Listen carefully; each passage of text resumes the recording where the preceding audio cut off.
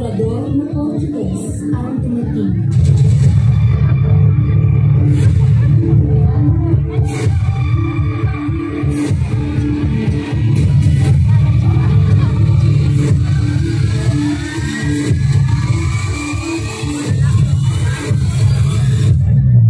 Siya, si Ferdinand Magellan.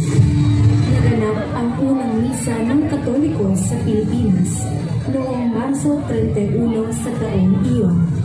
Dumating si Magellan sa Cebu at nakilala si Laha Humabon at Hara Humana at duminyagan sa pangalan na Carlos at Juana sa pagtanggap ni Juana sa imahe ng Santo Niño. Sabay sabing, napakagandang batang ito, naway ang batang ito ay magdala ng pagpapala sa ating bayan.